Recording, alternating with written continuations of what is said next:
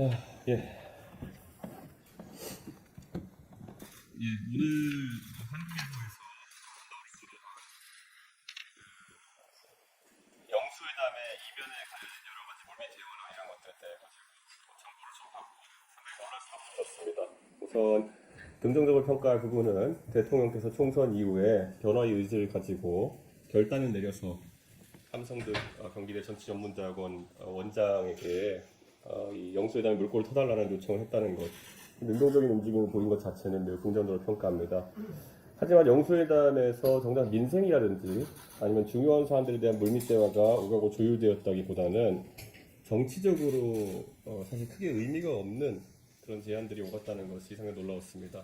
특히 지금 국민들은 그 총리 인선이나 이런 것들에 대해 가지고 굉장히 관심사가 많은 상황 속에서 결국에는 이재명 대표의 사실상의 비토권을 인정하고 이재명 대표가 불편해하지 않을 인사들로 대통령실을 채우겠다든지 이런 것들은 조금 더 공개된 공간에서 논의되었어야 되는 그런 인선에 대한 협치의 부분인데, 이것이 이재명 대표가 불편하지 않을 사람을 임명하지 않겠다라는 것은 어떻게 보면은 사인 간의 관계에서 인사를 다루려고 하는 것이 아니냐라는 의심받을 수 있기 때문에 그런 부분이 밖으로 노정되는 것은 좀 위험하다, 이런 말씀을 드리겠습니다. 특히 거론된 인사가 원희룡 장관과 같은 중견 정치인인데 그분의 명예를 생각해서라도 뭐 그런 부분에 대해서는 언급이 그렇게 오갔다는 것, 그리고 그것이 노정되는 것은 좋지 않아 보인다, 이렇게 말씀을 드리겠습니다. 지금 윤석열 정부는 총선 패배 이후 한 달이 다 돼가는데 결국 비서실장과 정무수석을 임명한 것 외에는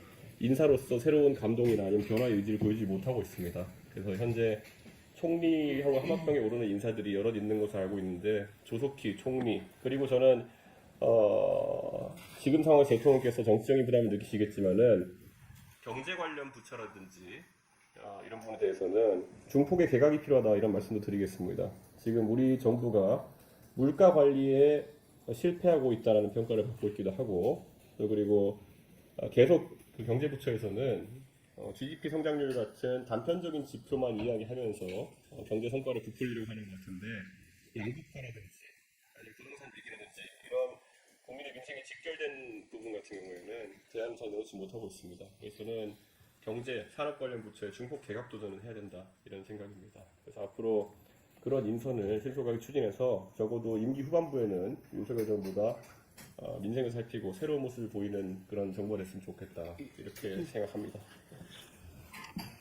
다음 양현종 의원님. 네, 연금 개혁이 좀 산으로 가고 있다.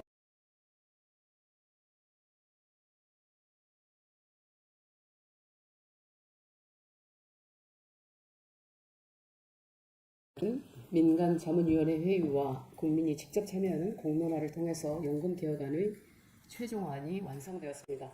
하지만 연금 개혁안의 소득 보장 중심의 개혁안은 조금 더 내고 훨씬 많이 받는 안으로서 0.7대의 출생률을 고려했을 경우에 2080년이 도달할 경우 또다시 기금의 고갈이 예상됩니다. 이로 인해서 미래 세대의 과중한 부담과 연금의 지속 불가능함으로 인해서 법률 밀박이 지금 계속되고 있는 상황입니다. 또한 현재 연금개혁 최종안에 대해 국회 연금투기 내의 여야 입장 차이가 커서 이견을 좁히기 힘들 것으로 보입니다. 21대 국회 임기 종료가 얼마 남지 않은 지금 국회 연금투기는 오는 8일, 내일이네요. 5박 7일의 일정으로 영국과 스웨덴으로 해외 출장을 다녀올 예정이라고 합니다. 특위는 연금개혁의 시급성과 중차대함을 고려하여 출장 중 합의안을 도출하겠다고 밝혔습니다. 국민들께서는 이 상황을 이해하기 어려우실 것 같습니다. 연금개혁의 시급성과 중차대함을 고려한다면 유럽 출장을 갈 것이 아니라 여야 위원들 간에 무제한 회의라도 해서 합의안을 도출해야 될 것 아닙니까? 2년의 시간을 걸쳐 도출된 연금개혁 최종안이 이미 다 나온 상태에서 연금개혁을 성공한 영국과 스웨덴의 사례를 지금 알아보러 가는 이유가 따로 있는지 여쭙고 싶습니다. 쌀 한 톨이 팽팽한 저울의 균형을 깨뜨리고 조그만 불량 토품 하나가 우주 왕복선을 화염에 휩싸이게 하기도 합니다. 연금 개혁안에 담긴 1이라는 숫자 하나의 차이는 기금 고갈을 10년을 앞당길 수도, 지속 가능한 기금으로의 개혁으로 이끌 수도 있습니다. 지금 정하게 될 연금 개혁안의 숫자는 대한민국 미래 세대의 꿈과 희망을 앗아갈 수도 또 품을 수도 있게 함을 연금투기 위원님들께서는 잘 알고 계실 겁니다. 위원님들께서 유럽 출장이 아닌 진중한 회의를 통해서 완벽한 연금 개혁안의 도출을 이뤄내 주시기를 간절히 바랍니다. 이상입니다. 다음 주제로 오늘 21대 국회에 관한 두 가지 말씀드리고자 합니다. 먼저 21대 국회는 헌법과 국회법에 위배되는 강제 당론을 폐지해야 합니다. 그러나 제22대 국회 임기가 시작되기도 전부터 당선인 공기잡기와 당내 민주주의를 압살하려는 시도들이 나타나고 있습니다.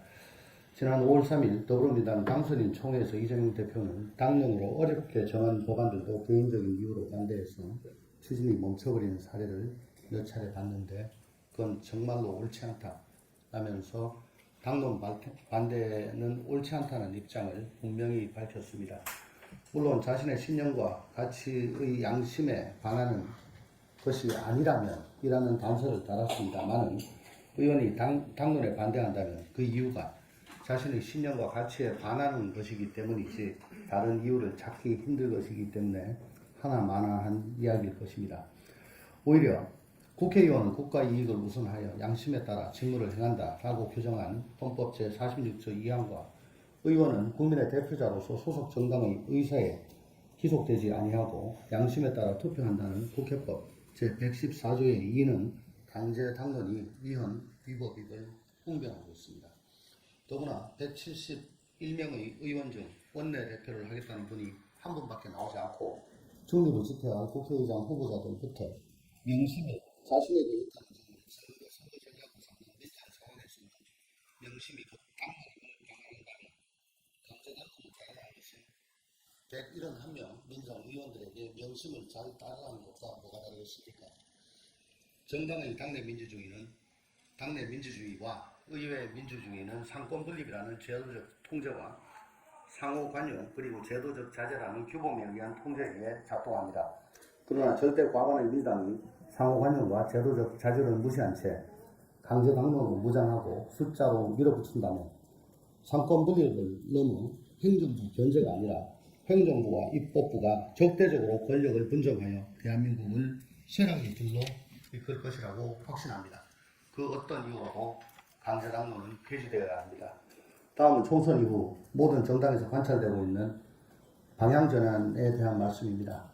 비명 행사 공천을 거친 민당 당선인들은 너나 것 없이 개혁을 결정한 입법 독주를 다짐하고 있고 여당은 윤심과 한심이라는 좌표를 상실하고 무기력하게 좌고 우면만 하고 있는 형국입니다. 한참 지도부 개편 절차가 진행 중인 우리 당의 모습도 크게 달라 보이지 않습니다. 당선인 3석이라는 결과와 103만여 표에 달하는 비례대표의 의미는 개혁신당이 보다 선명한 보수를 표명하지 않았기 때문이라거나 보수의 대안이 되어달라는 것이었을까요? 오히려 보수와 진보 양극단 정치를 극복하라는 요구와 기득권 양당 정치를 대체할 대한정당을 갈망하는 유권자들의 희망이 모여진 것 아닐까요? 전당대회를 통해 선출되는 새로운 지도부에 부탁드립니다. 개혁신당은 지긋지긋한 양당 기득권 정치를 타파하고 대한민국이 당면할 검은 코끼리를 몰아낼 대안 세력을 만들기 위해 진행한 과정을 거쳐 여러 정치 세력들이 힘을 모아 지금의 모습에 이르렀습니다. 새 지도부는 정치 대연합과 총선 과정에서의 공과 과를 평가하고 반성하는 총선 백서를 만들어 주시기를 부탁드립니다. 백서를 통해 우리 당이 보수와 진보를 넘어 중원을 아우를 수 있는 대안이 될 수 있다는 확신과 신뢰를 줄 수 있기를 희망합니다. 더 나아가 강고한 양당 기득권 체제에 균열을 내고 2년 후 지방선거와 3년 후 대선에서 수권 정당의 면모를 확실히 갖출 수 있기를 희망합니다. 차기 지도부를 뽑는 전당대회가 희망의 전당대회, 더 넓은 중원을 대변하는 전당대회가 되기를 희망합니다. 감사합니다. 예, 미국 의회가 나왔습니다.